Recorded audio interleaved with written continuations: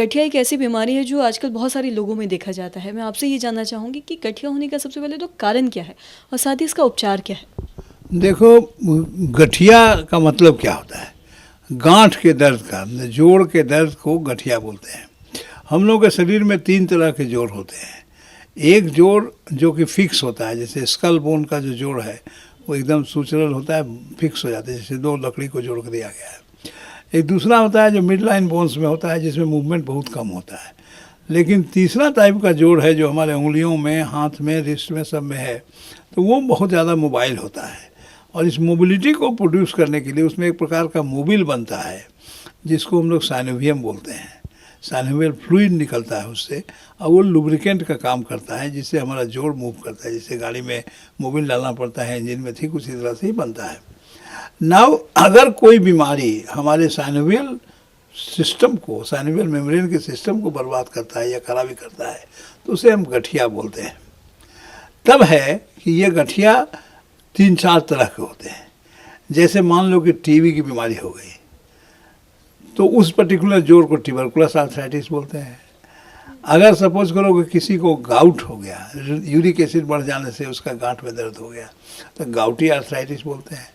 अगर किसी को कोई स्पेसिफिक चोट लगने से, कभी चोट लगी उसके चलते गांठ में दर्द होने लगा, तो उसको हम लोग ट्रॉमेटिक आर्थराइटिस बोलते हैं।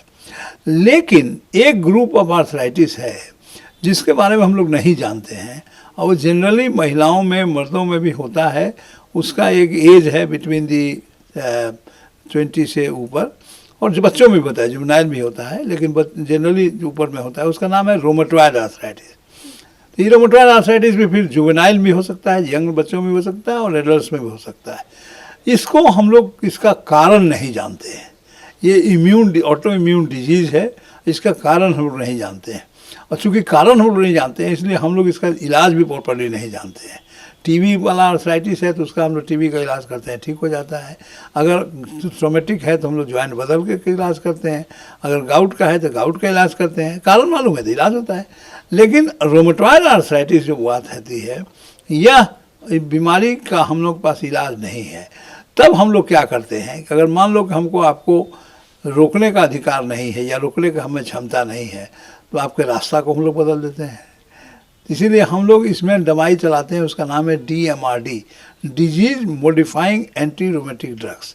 हम डिजीज़ को मॉडिफाई कर देते हैं। I can not cure it, but हम उसको मॉडिफाई करके उसका जो ये ज़्यादा सक्रियता है उसको कम कर देते हैं। उससे बीमारी कंट्रोल में रहता है। ज़िंदगी भर दवाई खानी पड़ती है, करना पड़ता है। अगर आप ना कराएंगे इलाज, तब क्या होगा? तो धीरे धीरे ये गठिया के चलते जॉइंट्स खराब होने लगते हैं, जॉइंट्स में डिफॉर्मिटी हो जाते हैं, और आदमी क्रिपल हो जाता है, फिर चलने लायक नहीं रहता है।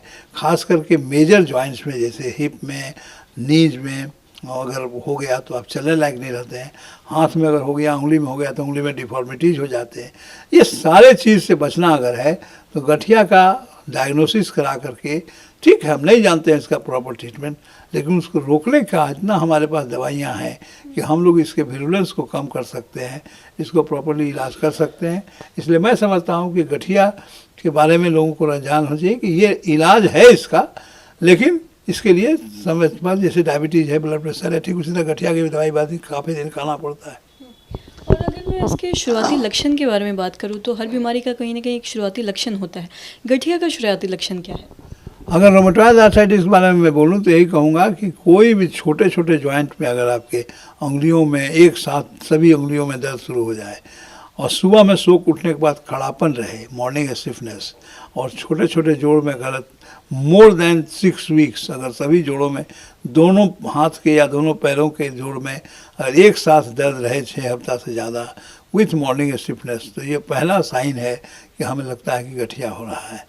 दूसरा आप पाएंगे कि एक जोड़ में अगर आज हुआ तो 3 हफ्ता के बाद फिर दूसरे जोड़ में हो गया, 4 हफ्ता के बाद फिर तीसरे जोड़ में हो गया। अगर ये प्रोग्रेसिव होता है और मॉर्निंग स्टिफनेस के साथ होता है, छोटे छोटे जॉइंट पे शुरू से होता है, तो उसको भी हम लोग रोमेटॉइड आर्थराइटिस कहते हैं। रोमेटॉइड आर्थराइटिस जो है पेरिफेरल जॉइंट से, छोटे छोटे जॉइंट से सेंटर में आता है, जबकि एक दूसरा आर्थराइटिस है, उसका नाम है एंकाइलोजिंग स्पॉन्डिलाइटिस बोलते हैं। वो रीढ़ की हड्डी से शुरू होता है, आता बाहर जाता है। तो एक सेंट्रलाइज होता है, एक सेंट्रीपिटल होता है। मतलब सेंट्रीपिटल में इसकी अंदर की ओर बढ़ेगा, बाहर से अंदर की ओर, एक अंदर से बाहर की ओर। तो रोमेटॉइड आर्थराइटिस जो है तो छोटे छोटे जोड़ों से, हाथ के उंगलियों के जोड़ों से शुरू होता है और फिर बड़े जोड़ों को ही पकड़ता है। तो ये बहुत ही आसान समझने का है। और डायग्नोसिस अगर जनरल पब्लिक को ही मालूम होना चाहिए, अगर आपके जोड़ों में 3 सप्ताह से ज़्यादा एक साथ 2 या 3 जोड़ों में दर्द रह गया, अगर आपको लगता है कि 1 जोड़, 2 जोड़, 3 जोड़ के बाद चौथा 5वां जोड़ भी पकड़ रहा है, तो आप देर न करें, डॉक्टर से मिलकर उचित इलाज कराएं।